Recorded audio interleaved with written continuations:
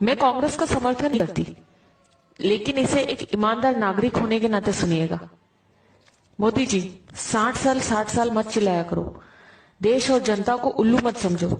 आप उस देश के प्रधानमंत्री हो जो देश 300 साल तक गुलाम रहा था, जिस देश को अंग्रेजों ने लूट खसोट कर इस देश की बागडोर को कांग्रेस को सौंपी थी। 1947 में देश में सुई तक नहीं बनती थी। सारा देश राजा रजवाड़ों के झगड़ों में बटा हुआ था। देश में मात्र 50 गांव में बिजली थी। पूरे राजस्थान मात्र में 20 राजाओं के पास फोन था। किसी गांव में नल नहीं थे। पूरे देश में मात्र 10 बांध थे। सीमाओं पे मात्र कुछ सैनिक थे। 4 विमान थे, 20 टैंक थे। देश की सीमाएं चारों तरफ से खुली थी। खजाना खाली था। ऐसे बदहाल में हमारा हिंदुस्तान कांग्रेस को मिला था।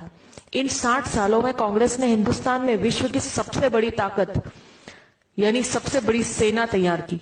हजारों विमान, हजारों टैंक, लाखों फैक्ट्रियां, लाखों गांव में बिजली, हजारों बांधों का कंस्ट्रक्शन, लाखों किलोमीटर सड़कों का निर्माण, परमाणु बम, हर हाथ में फोन, हर घर में मोटरसाइकिल वाला मजबूत देश इन 60 सालों में तैयार करके दिया है कांग्रेस ने।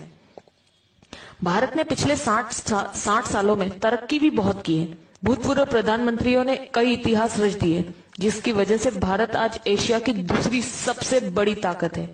भारत दुनिया का सर्वश्रेष्ठ संविधान बन चुका है।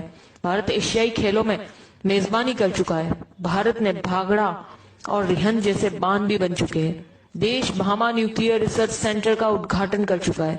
देश में तारापुर परमाणु बिजली घर शुरू हो चुका है। देश में कई दर्जन एम्स, आईआईटी, आईआईएमएस और सैकड़ों विश्वविद्यालय खुल चुके हैं। नेहरू ने नवरत्न कंपनियां स्थापित कर दी गई है।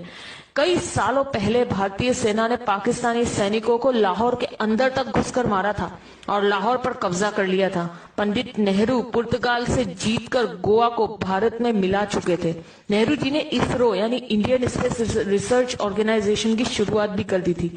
भारत में श्वेत क्रांति की शुरुआत हो चुकी थी। देश में उद्योगों का जाल बिक चुका था। इंदिरा जी पाकिस्तान के 2 टुकड़े कर चुकी थी। पाकिस्तान 1 लाख सैनिकों और कमांडरों के साथ भारत को सरेंडर कर चुका था। तब भारत में बैंकों की राष्ट्रीयकरण हो चुका था। इंदिरा जी ने सिक्किम को देश में जोड़ लिया था। देश अनाज के बारे में आत्मनिर्भर हो चुका था। भारत हवाई जहाज और हेलीकॉप्टर तक बनाने लगा था। राजीव गांधी ने देश के घर घर में टीवी पहुंचा दिया था।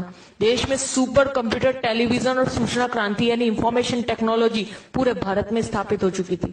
जब मोदी प्रधानमंत्री जी की शपथ ले रहे थे, तब तक भारत सर्वाधिक विदेश मुद्रा के कोष वाले प्रथम 10 राष्ट्रों में शामिल हो चुका था। इनके अलावा Chandrayaan, Mangal mission, GSLV, metro, monorail, अंतरराष्ट्रीय हवाई अड्डे, न्यूक्लियर पनडुब्बी, ढेरों मिसाइल, पृथ्वी, अग्नि, नाग, दर्जनों परमाणु संयंत्र, चेतक हेलीकॉप्टर, मिग, तेजस ड्रोन, अर्जुन टैंक, धनुष तोप, मिसाइल युक्त विमान, आईएनएस विक्रांत, विमान वाहक, ये सब उपलब्धियां देश ने मोदी के प्रधानमंत्री बनने से पहले हासिल कर ली थी।